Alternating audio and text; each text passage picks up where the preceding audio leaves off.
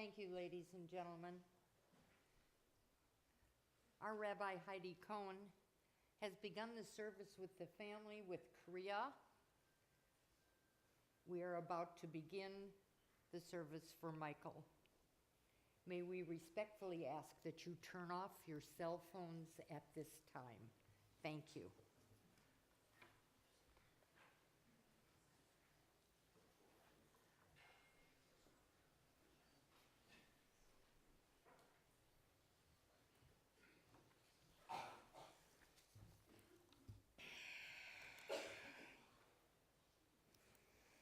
Make sure my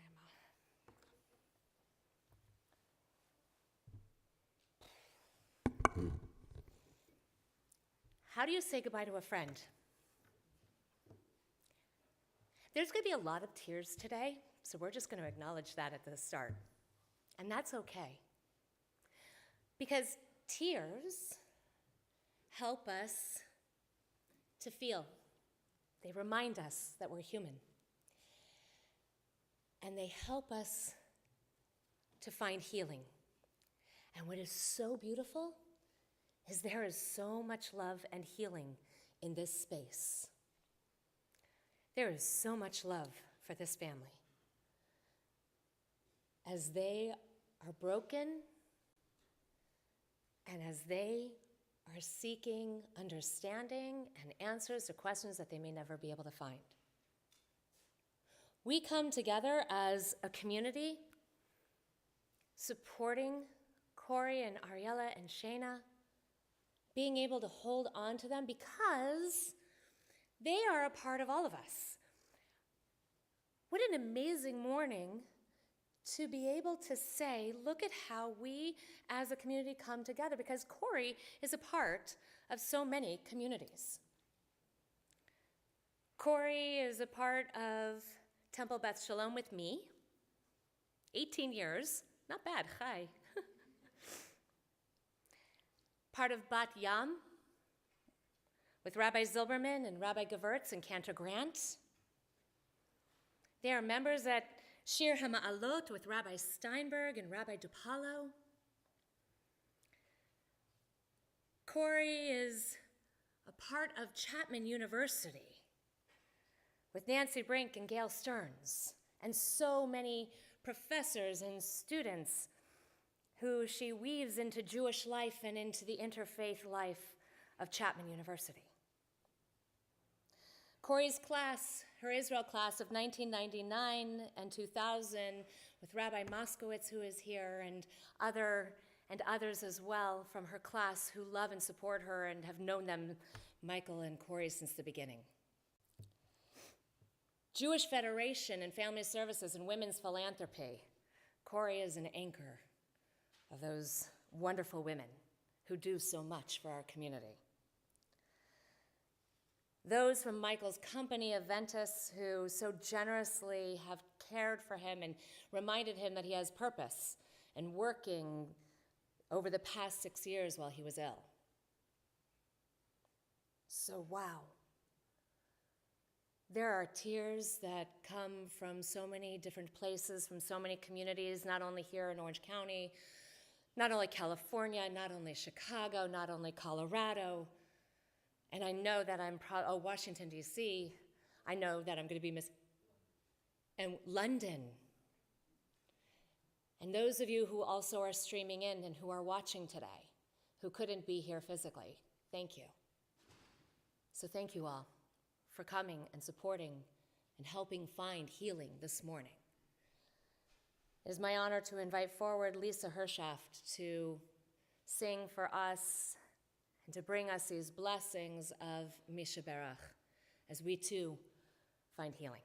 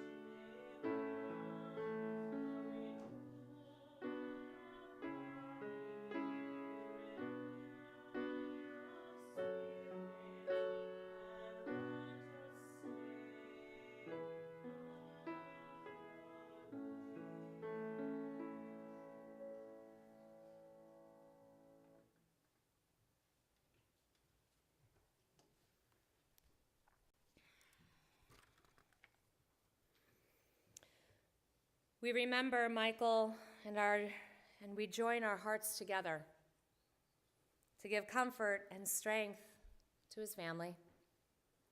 Mourning is a time filled with so many emotions and memories, both bitter and sweet.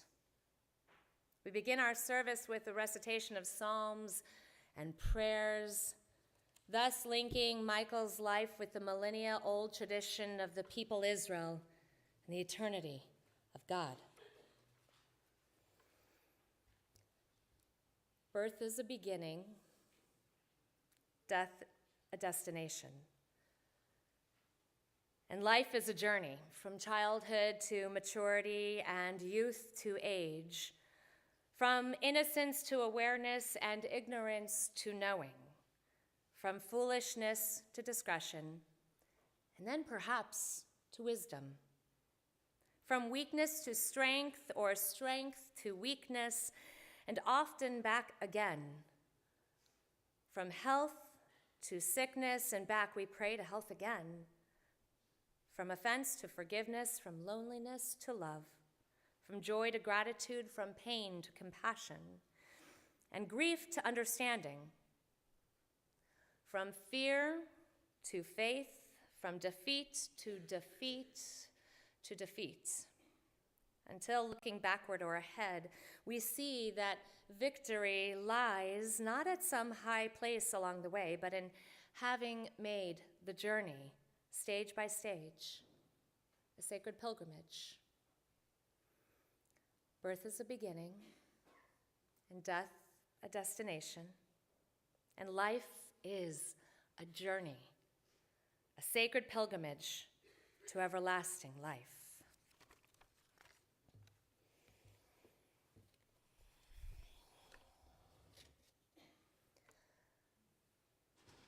Adonai roi lo echsar binot sheyar bitzeni ame menuchot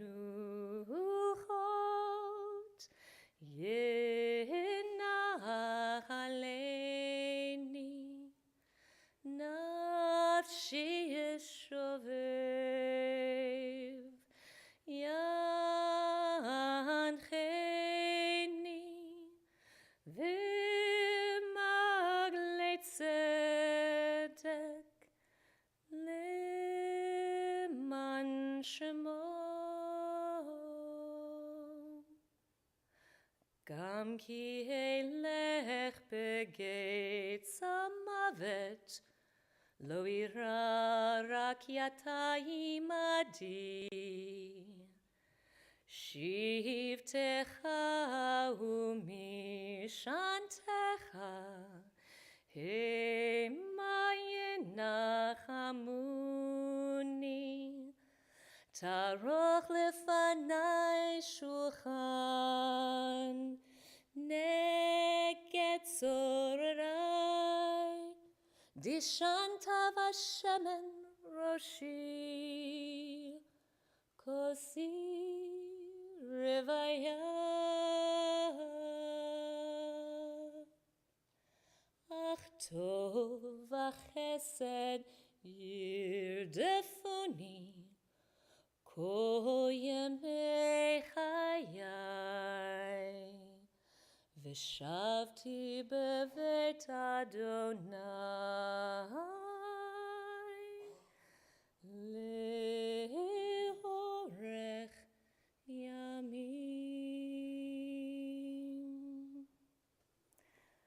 We read together these words of Psalm 23, which you can find in your booklets on page 4. The Lord is my shepherd, I shall not want. He maketh me to lie down in green pastures. He leadeth me beside the still waters. He restoreth my soul. He guideth me in straight paths for his name's sake. Yea, though I walk in the valley of the shadow of death, I shall fear no evil, for thou art with me. Thy rod and thy staff, they comfort me. Thou preparest a table before me in the presence of mine enemies. Thou hast anointed my head with oil. My cup runneth over. Surely goodness and mercy shall follow me all the days of my life, and I shall dwell in the house of the Lord forever.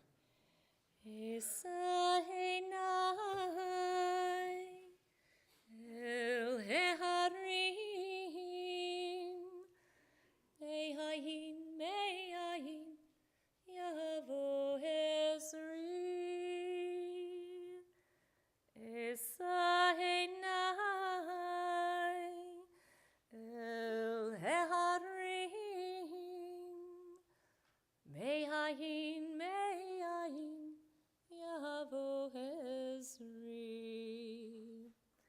Ezri, Mehim Adonai, Ose Shamayim V'Haaretz, Ezri, Mehim Adonai, Ose Shamayim V'Haaretz. I turn my eyes to the mountains. Where will my help come?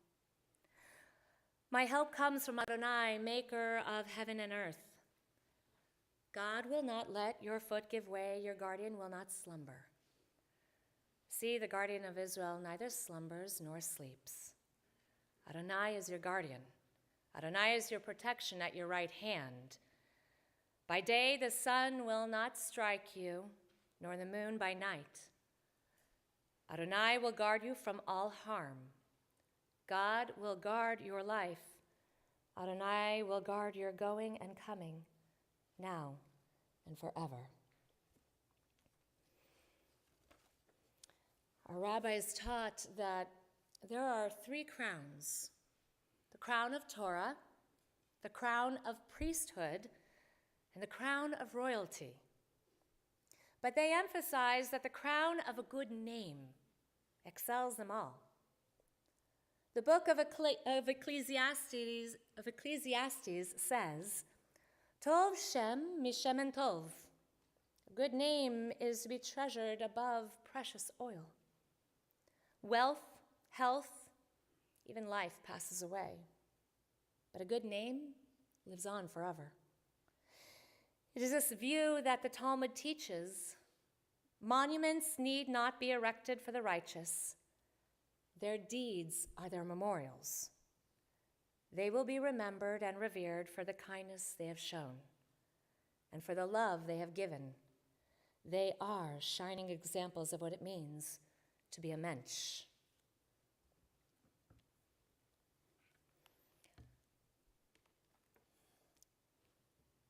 Kisses on the hand.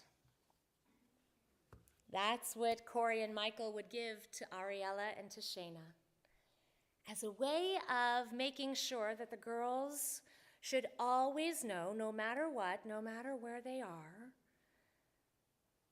that they are always, Michael and Corey, with them, with kisses on the hand.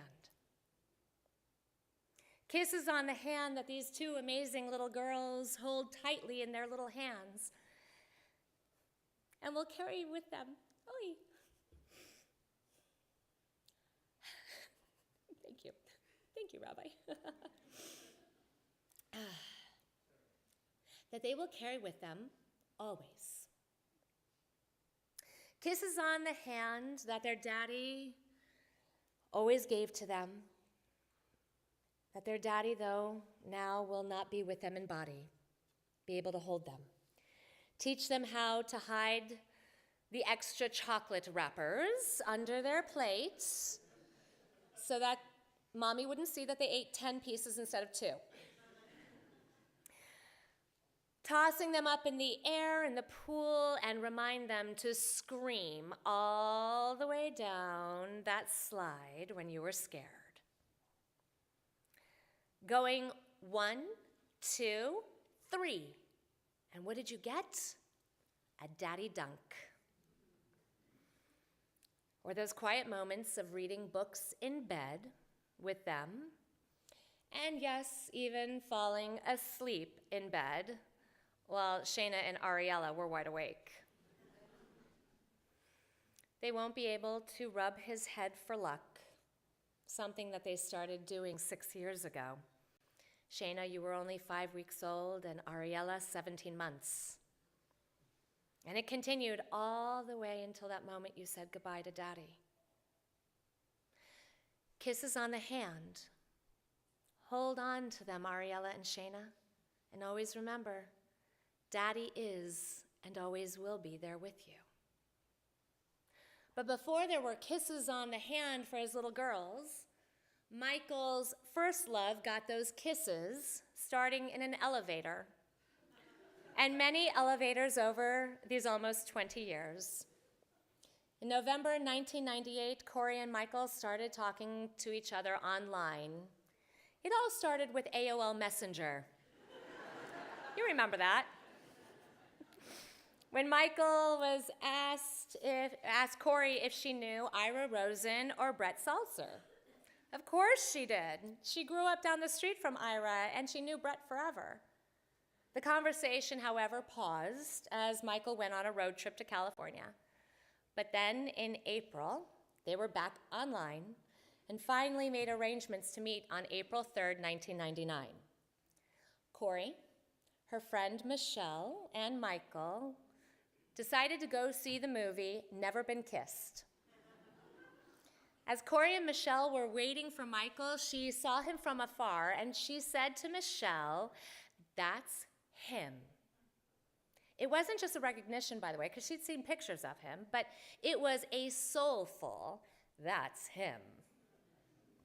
As Corey and Michael talked, they learned that they went to high school together. They graduated one person apart, but they never met. Michael and Corey sat next to each other during that movie, doing that awkward elbow bump for the armrest, both wanting to hold hands but never fully committing. After the movie, they went to the Cheesecake Factory, on Pesach, no less, but they ordered a bowl of strawberries. They talked for hours on the phone, and within a week, that soulful feeling that Corey had was confirmed. This was the one she knew she was supposed to be with. Their dates continued, including going to a Debbie Friedman concert that they decided to drive together so they wouldn't have to go alone. And after that, Debbie Friedman's music was always a part of their relationship. Corey left for Israel in June of 1999 for her first year in rabbinical school. Not to worry, the two of them kept up their daily conversations, an hour in the morning and an hour at night. For those of us who remember the Israel telephone company, Bezik. Remember? Bezik, Sholom, right? It went bankrupt after Corey went home. Corey and Michael would not be apart that entire year. Michael came to visit in August when they got to stay with his cousins in Ramat Yashai over her birthday and travel the country. She came home for Thanksgiving and for Hanukkah, and Corey got to spend one of those nights with his mom, Anne of blessed memory, and Michael's grandma, who Michael somehow cajoled her into insisting that Corey had to play something on her piano. Under duress and protest, Corey played for her, but under her breath, she cursed him. Corey came home again for the New Year because no one wanted to be too far away from home during that millennial New Year. It gave her a great excuse to spend time with Michael, go out to dinner, visit the Lincoln Park Zoo to see the lights, and as they wandered through the zoo, they came across a photo booth. After they took the pictures, Michael took one of them and attached it to the back of one of his cards, and he put it in his wallet, and he kept it there for 19 years. When Corey returned from Israel, Michael committed to moving to Los Angeles with her as she continued her studies at HUC. So Corey delivers her third-year sermon on November 3rd, and when she got home, Michael had laid out all of their bicycle gear and told her that he wanted to take her for a ride and go have lunch together. Now, Michael was a huge bicycle enthusiast, and he loved to ride. He was very insistent that you better be wearing a helmet, and if he ever catches you not wearing one, that's it, he's done, he's gone. So they donned their helmets, and they headed to the Rose Bowl. It was their one year, 7-month dating anniversary. They ate their lunch, and they prepared for the big ride up the hill. If anybody knows the Rose Bowl, it's a big hill out of it. So Corey started to get ready, put her helmet back on, when Michael calls her name. She turns around, and he's on one knee with his hand in his bike bag. And he says, "I have a question for you. Do you want to bike up the hill or walk the bikes?" She stumbles and she says that she was hoping he was going to ask if she wanted a car to take her up the hill. But then he pauses and he pulls out of that bike bag a box, and he asks her if she would marry him. Her legs started shaking and she started to cry, and he had to ask if that was a yes and if she wanted to see the ring. Later, she asked him, "What was up with that first question, by the way?" And Michael said, "I couldn't find the ring box in the bike bag, so I had to stall." Where did they go that evening? Disneyland, of course. But Michael didn't want to propose there because that's what everybody does, and it was just too cheesy. Okay, sorry, Mickey. Michael is so loved. He has been surrounded by family, and he has suffered through loss his whole life. From losing his brother Joshua and his mom Anne of blessed memory. But he got through all of life's challenges because of his determination, and yes, what some would call stubbornness. Jerry, Michael's dad, remembered when he was 5 years old. He attended a Montessori school that also had a Jewish bent to it. The head of the school, Mr. Harris, called Jerry and Ann and said, "You should have Michael tested. He doesn't sing with all the kids. He doesn't participate in class or in the prayers. Maybe something's wrong with him." So immediately, what do? Of course, they take Michael to be tested. They take him to Chicago. They run every possible test they can. And they tell Michael, "You are very bright. You can grow up and be whatever you want to become." So Michael goes back to school. Mr. Harris then calls Jerry and Ann back and says, "I am so sorry. Not only did Michael start participating this morning, he knows every word to every song, to every prayer. The bottom line is, Michael will do what he wants to do when he's ready." Jerry and Ann learned, you have to have faith in your children because they have more wisdom than we can imagine.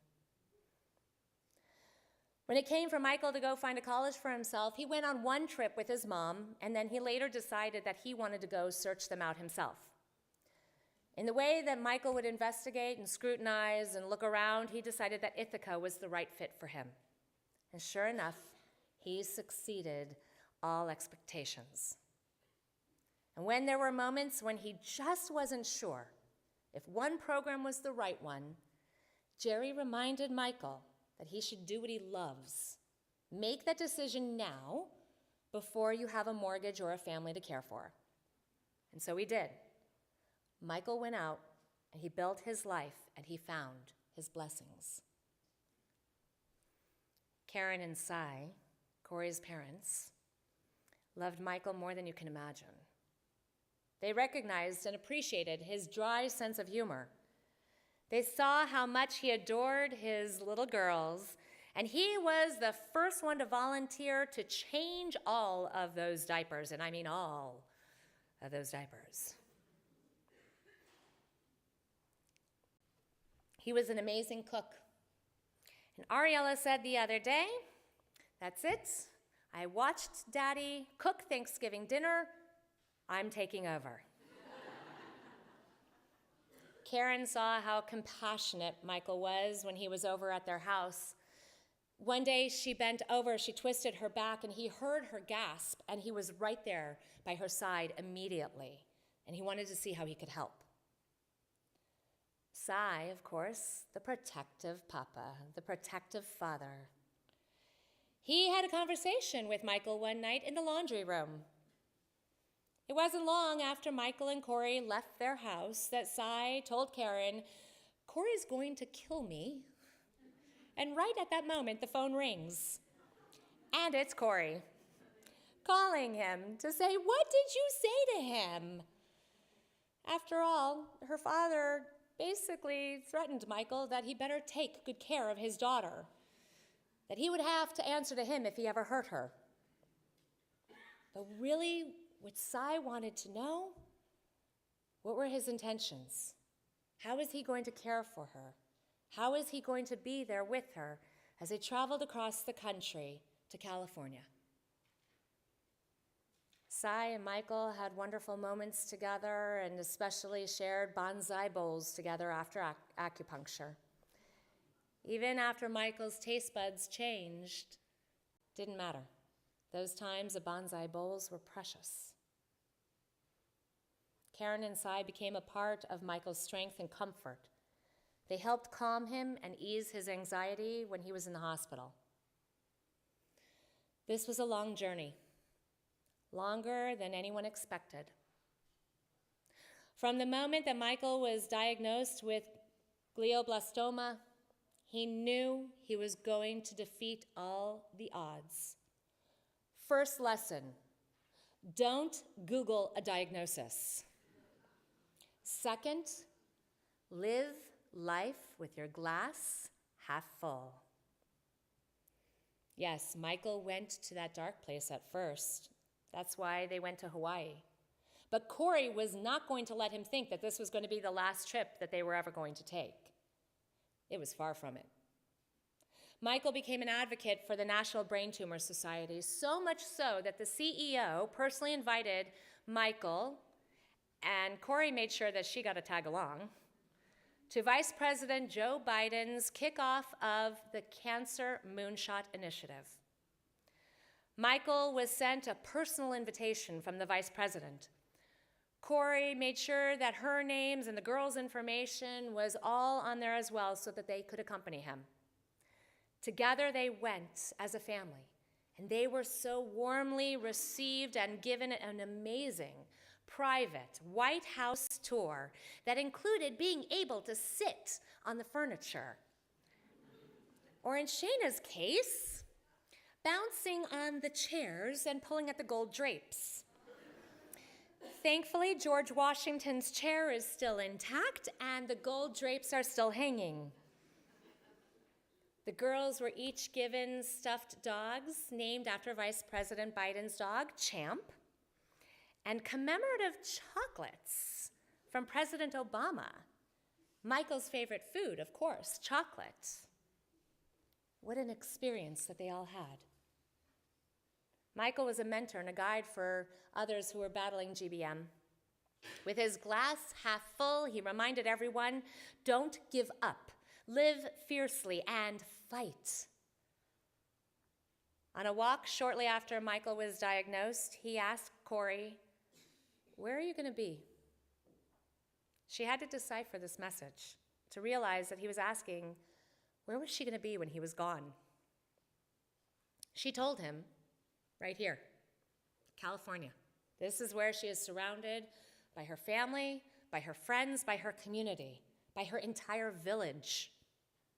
She and the girls would be right here. She and the girls would not make that time yet to say goodbye. It wasn't time to say goodbye. It was too soon. So Michael went ahead and he hung up a picture of Charlie Brown and Snoopy in his office. Charlie Brown is saying to Snoopy, "Someday we will all die, Snoopy." But Snoopy responds with, True, but on all the other days, we will not. Every time Michael was feeling down, Corey would say to him, "Not today, Snoopy." Unfortunately, today.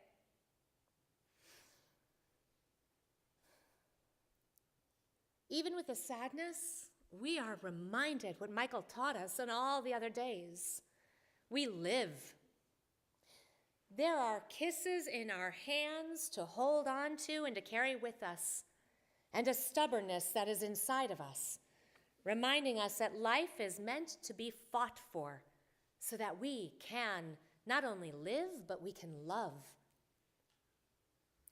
Corey, Ariella, Shayna, Jerry, Karen, and Cy, hold on to those kisses that are in your hands. Okay, now everybody take your hands like this. Put a kiss right there. Wrap your hands tightly around it and hold it tight. These are the kisses. This is a kiss from Michael to us. He is a memory. He is a blessing.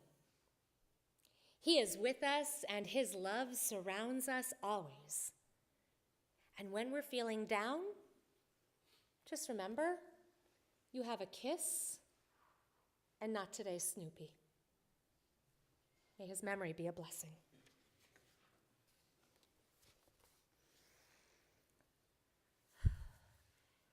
Jerry shared with me some words that I want to share with all of you now.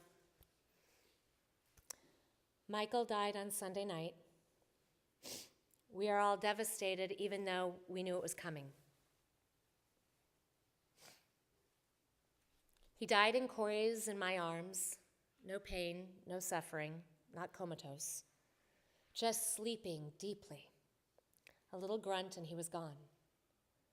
We held him for what was a few minutes or an hour or two or a week or a month or a year or forever. Michael died on his paternal grandmother's 100th birthday and his grandparents' 79th wedding anniversary. He died 6 years and 3 days after he got sick, and 3 days after what would have been his parents' 49th wedding anniversary. He was named after his great-grandfathers, Morris Yutkin and George Portis, both of whom were very beloved and accomplished men in their day. When Michael and I were living in London, we became very close to the late Rabbi Hugo Grin of the West London Synagogue and his family. When speaking of death, Rabbi Grin would say, "I am looking forward to pleasant surprises." Michael and I recently talked about it, and he remembered those words. They said of Lincoln and Kennedy, "Now he belongs to the ages, but to us he will belong forever." As my first rabbi, Louis Binstock, wrote many, many, many years ago, as long as love lives, our loved ones cannot die. I'd like to invite forward friend Brett Seltzer.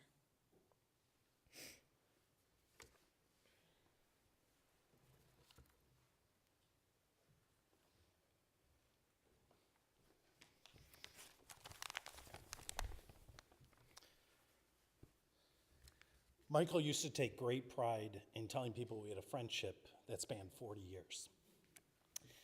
We met when we were 5 years old in Montessori.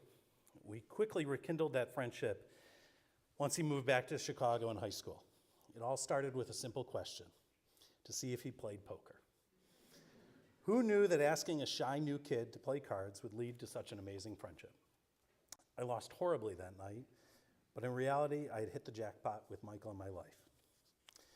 To understand what type of person Michael was, I want to take you back to those days in high school. Back then, he was Mike. Corey often jokes that only a small handful of people called him Mike. Well, an even smaller group of people called him by another nickname. We called him Schlump.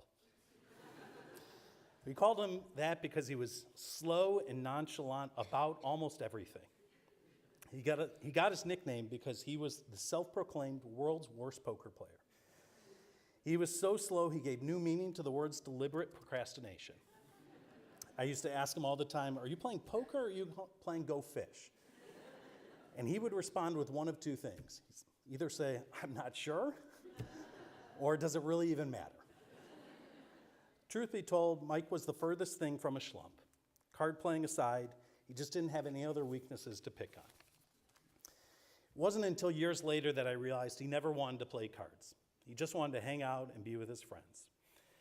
Michael always made sacrifices like that, doing things that maybe he didn't want to do just to be around the people he loved. I'd mistaken the quiet demeanor for shyness when in actuality, he was the greatest listener ever. He was always present. When you were with him, there was never distractions like a cell phone. You were the sole focus, and he had a profound gift for making you feel special. Michael had an incredible sense of humor and was very quick-witted. He will best be remembered for his infectious personality. I know no one who had higher ethics, values, and standards, and especially when those came to ice cream or chocolate eclairs. As most of you know, over the last 6 years, Michael adopted the motto, glass half full. What you might not know is before then, Michael always had a positive outlook on life. He always said to me, you never know, when he was talking about any impossible or unattainable task. So I want to share with you a quick few you never know stories to demonstrate how Michael always lived his life with a glass half full mentality.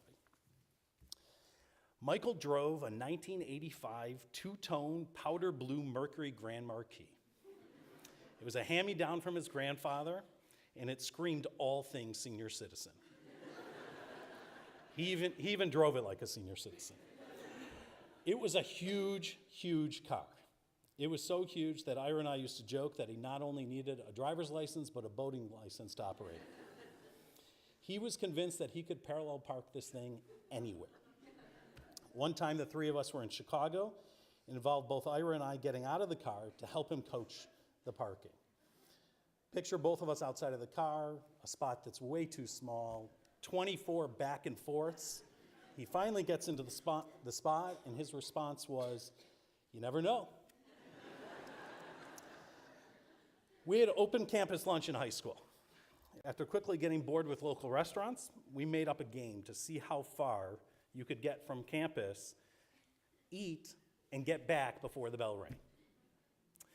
One time, he orchestrated, once we got sick with going to Glenview, Deerfield, Highland Park, we tried to stretch the geographic limits. Michael won. Here's how he did it. He orchestrated a 30-minute drive to Evanston to eat pancakes, of all things, at Le Peep, which is just a breakfast pancake house. He was so convinced that it was impossible that he called ahead, paid ahead with Ann's credit card. We walk into the table, bam, there are the pancakes. We eat in like 30 seconds. We get back. As we're walking into English class, as the bell is ringing, he looks over at me and says, you never know.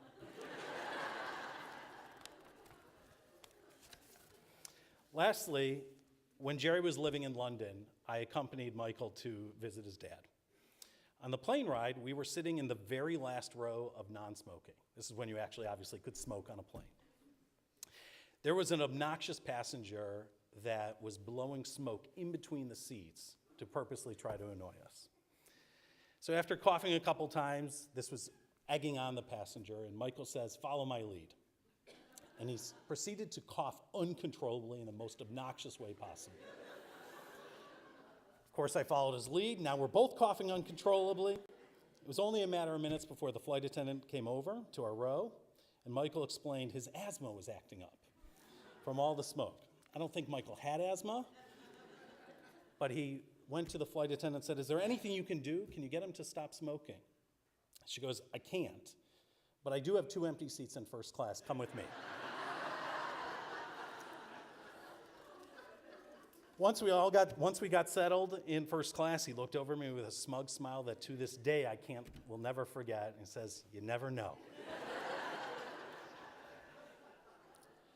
There are hundreds of stories like this involving everything from swimming at his grandparents' house, college parties, sporting events, and multiple trips to Vegas. Any one of these snippets show Michael at his best. He was brazen, determined, and always optimistic. With his friends, he was the voice of reason, and he served as the glue to keep everyone together. He was always there for you, even when you were down. He was so giving of himself. Michael always had unconditional love for you. He traveled to my daughter's bat mitzvah despite feeling anywhere close to feeling well, because it was that important for him to be there. And when my mom passed away last year, he was a huge source of comfort, even when he couldn't travel. Daily phone calls, checking in on me, even when I knew he wasn't feeling well. His friendship was a gift that should be treasured by all of us. Michael battled his cancer with strength and dignity, which was awe-inspiring. Our hearts are now left with a huge hole that seems impossible to fill. We had an amazing role model in the way that Michael lived his life, and if we all acted a fraction of the way he did, the world would be a better place. This might seem like a daunting task to you, but Michael will be guiding us by saying, "You never know."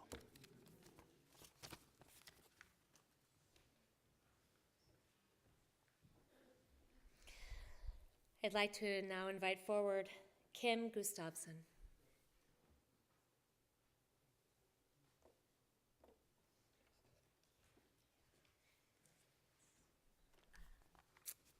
It's funny, I always thought he said, "You never know," just to me. Dear Ariella and Shayna, I wrote this for you. I've known your dad almost 30 years.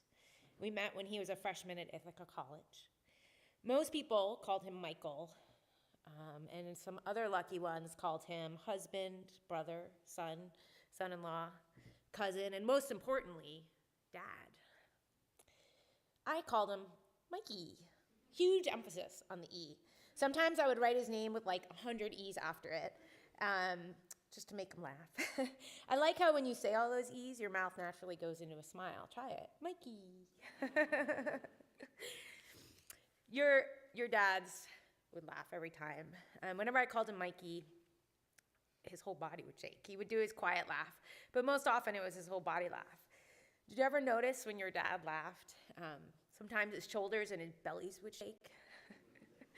His head would tilt back and he would laugh so deeply and enjoy whatever he was laughing at.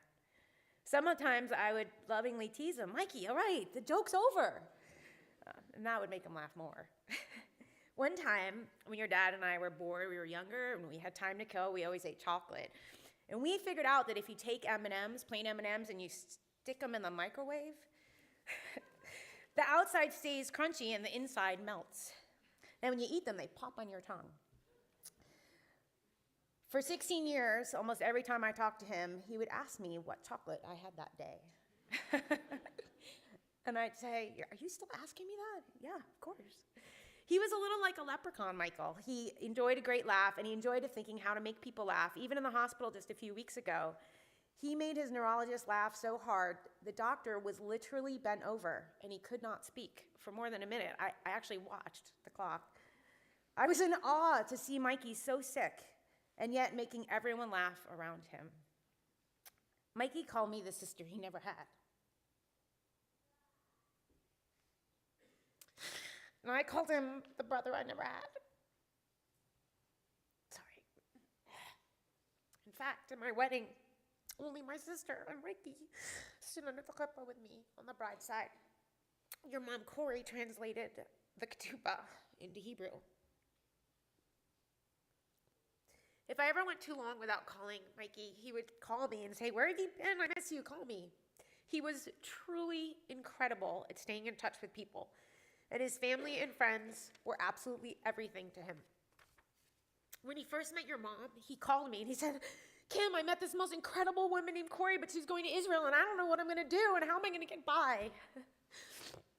And I told him, "Just do what you always do, Mikey. Be your funny, kind self. And continue to stay in touch, as you're so gifted at doing. You never know." Thankfully, he did stay in touch with her, and he created you girls. And you're his biggest joy in all his life.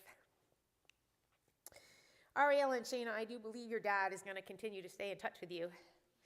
He's going to find ways to make you smile, like when you feel the water tickling your toes at the pool. Think of your dad smiling, his full body smile and shake, and jump into the pool imagining him next to you, because I'm sure he is. And while he is jumping in with you, he's going to be making the biggest, loudest, most rascally cannonball ever. And then he's going to come up and laugh and do it again.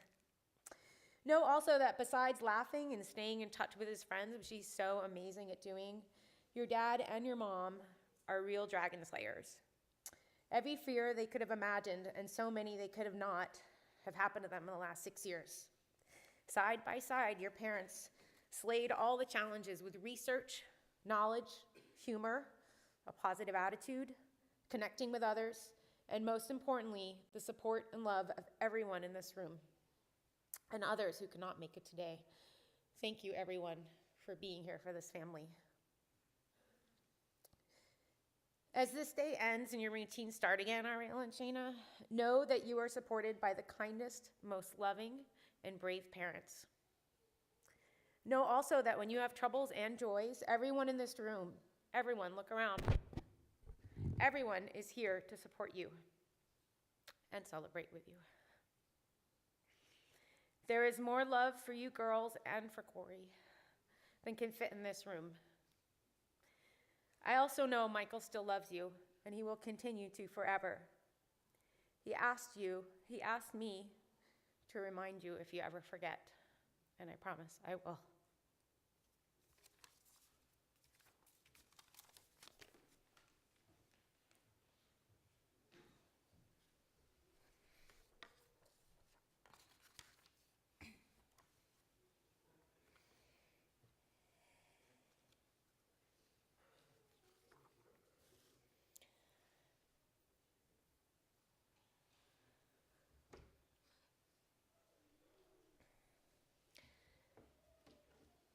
Corey gave me this to share with all of us. Dear Michael, before you died, you told me that you would find ways to come back and show me that you were still there for me and for the girls. As I finally forced myself to sit down and write this long-anticipated and dreaded eulogy for you, this little fly buzzed right across my screen. You always referred to me as your Miyagi wife because I have an uncanny talent to catch little flies. It's one of my impressive skills. This same fly has been flying around our house for the last couple of days, and yet I can't find myself wanting to catch it. So it sits on the mirror in our bathroom on your side. It buzzes by my coffee machine, and tonight it is sitting on the wall as I type. It seems impossible that you are gone. You are the strongest and most stubborn man I have ever met. When you first called to tell me you had the worst headache of your life while on a business trip 6 years ago, I was so upset with you. We had just had Shayna 5 weeks earlier, and it was 1:30 in the morning, and I had finally nursed her to sleep. My response to you was to go take 4 Advil and call me in the morning. I have since learned that you take Tylenol for a headache, not Advil, but that's a different story. You have always had a fear of hospitals ever since your mom was sick with lupus and had every complication under the sun. When my water broke with Ariella and we were told to head to the hospital a few hours later, I had to practically drag you with me since, as you said, we were just going to be there all night. My answer was, yes, but to have a baby. From the very first moments that you were diagnosed, you never looked back. You just kept marching forward. We learned early on that only 2.6% of those diagnosed with glioblastoma lived past 6 years. We always said that someone needed to be in that 2.6% and that it was going to be you. And you lived. You lived life glass half full. You had a superstition about wearing your same glass half full shirt for every MRI. And for the last 6 years, it has worked. We do live life glass half full, and will continue to do so even though you are gone. And while I could spend hours talking about the advocacy work that we've done with the National Brain Tumor Society, I think that some people only really know you through your cancer journey. And there is so much more to you than just these past 6 years while you were fighting the cancer. When we first met almost 20 years ago, I knew right away that you were the man I was going to marry. We would spend hours on the phone talking late into the night. We just clicked. Everything with you felt right, and it almost seemed too easy. We somehow had the brilliant idea to set up our 2 best friends on a date so that we could all hang out. That, unfortunately, did not go so well. And what a blessing it was to know that they stood up for us at our wedding, and we are both here today to honor your friendship and your memory. We took many amazing trips together with our favorite always being our trips to Hawaii. You had a dry sense of humor and found numerous ways to make me laugh. We loved watching football together and going to movies and hanging out with friends. We found ways to complement each other and adapt to our differences. God, I am sitting here writing this letter to you and can't stop my tears from streaming down my face. This feels so unfair. We were supposed to grow old together. We were supposed to watch our 2 precious little girls grow up into amazing women we know they are going to be. Somehow, this whole journey seemed easier because you were by my side, holding my hand and telling me it was going to be okay. Marriage is not always easy. And while we have had our share of challenges like any couple, these last 6 months, while extremely difficult at times, brought us even closer together. Everything that you have done, every treatment, every doctor's appointment, every infusion, every medicine you did so that you would have more time with Ariella and Shayna. You loved them so much. You got this special twinkle in your eye whenever someone mentioned their name and you were around them. You fought each and every day to be your best with them, even when you were feeling the worst. You always wanted to go swimming with them or go for a walk with them. You always wanted to give them more memories of good times. You never wanted them to see how you were struggling, and it was so difficult for you this last month when we were separated while you were in the hospital. You would tell me dozens of times per day how much you missed them. We have missed you so much, and it's only going to get harder. I could go on and on and on, but as any rabbi knows, there are only so many things that you can say in a eulogy. You can't share every story. You can only offer a glimpse into a person's life. That's what Shiva is for, to share many more stories. And I hope people will share more stories with me and with the girls. So I will share just one more. It's been touching over the last few days to read what people have written about you on social media. And I want to share an email I received from someone who was a former congregant of mine from Baton Rouge. He was a young man who was diagnosed with lung cancer several years ago and was being treated at St. Jude's. This is the email he shared. You and the girls have been heavy on my mind, and I just wanted to let you know that y'all are in my thoughts and prayers continuously. I cannot tell you how much Michael's friendship has meant to me. He was one of the first people to reach out to me when I was diagnosed. And no matter what he was going through, he always made sure to check in on me every so often just to see how I was doing. Let me know about a drug or a therapy or he heard about that could help me. Or give me advice on pain management. Michael's relentless fight against his illness has always been an inspiration to me, and the way he carried himself through his illness is something I can only aspire to emulate. He was always selfless, thinking about how to help other people with cancer when he became involved in the cancer moonshot and the Orange County brain tumor walk. He never seemed to complain and had such a positive outlook on life. He used his cancer as a source of purpose, and by doing that, he never let cancer beat him. Michael, I am so proud of you and all that you have done. You have been an amazing husband and father to our girls. I promise you that I would take care of our girls, and I will. We will continue to live our lives glass half full. Come find me again. As you said, it took too long to find each other the first time.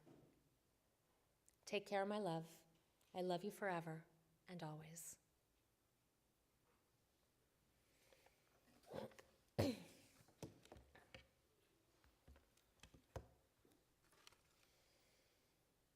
God heals the brokenhearted and binds up their wounds. God reckons the number of stars, giving each one its name. Great and full of power is God, whose wisdom is beyond reckoning. God gives courage to the lowly and brings hope to those bereft. So may God always be with us. We rise now for El Malei Rachamim.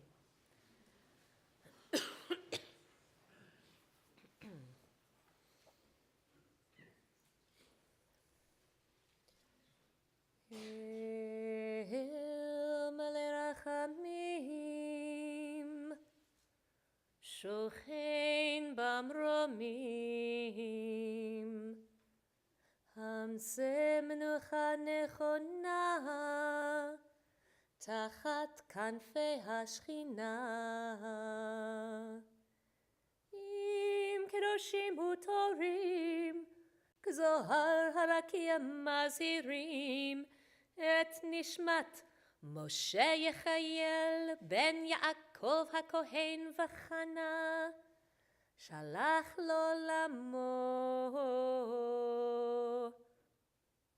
Ba'al Harachamim Yastirehu B'seta Knafav Lo Lamim Vitzror Bitzror HaChayim Et Nishmato Adonai hu nachalato v'yanuach b'shalom al mishkavo v'nomar Amen. God of abundant mercy, God most high, may the soul of our loved one who has gone into eternity find the gift of perfect peace in your embrace. Together with the holy and pure, whose light shines like the radiance of heaven, compassionate God, hold on to Michael close to you forever, so that his soul may be bound up in the bond of life eternal.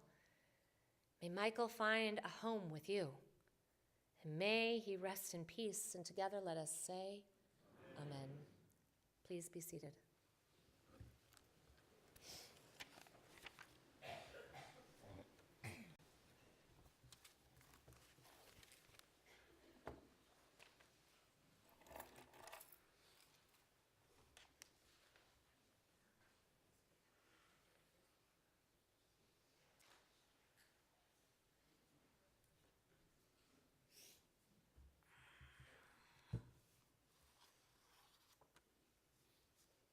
Thank you, ladies and gentlemen.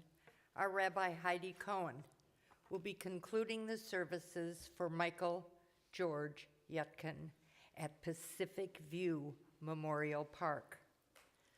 The following will kindly assist us as active casket bearers: Brett Salzer, Ira Rosen, Kim Gustafson, Lisa Hershaft, Henrik Hertz, Barry Katz, Herschel Evans, and Bruce Molnar.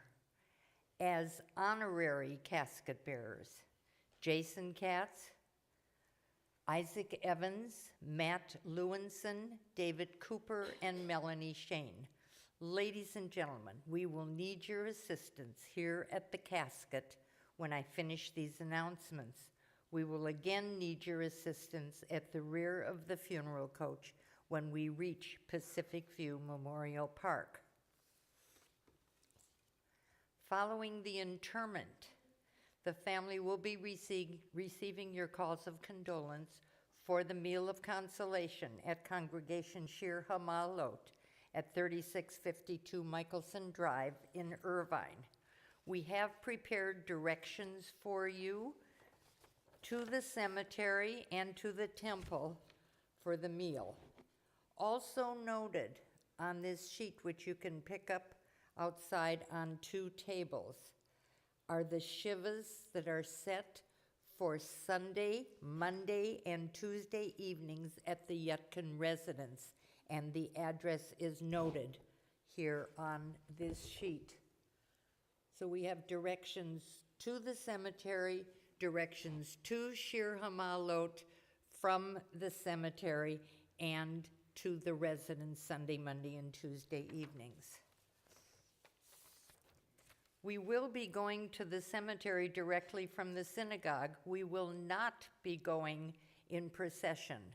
We ask that if you follow the coach and the limousine, please make sure that you obey all traffic laws.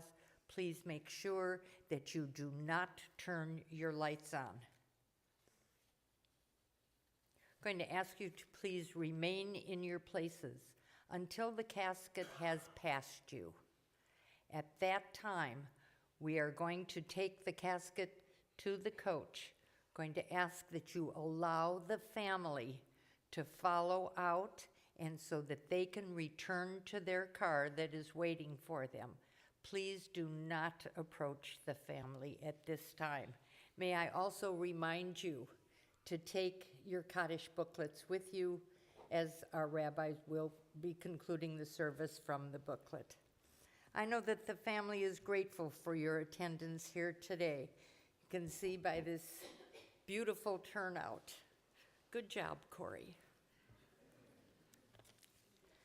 Casket bearers, will you come forward, please? Thank you so much.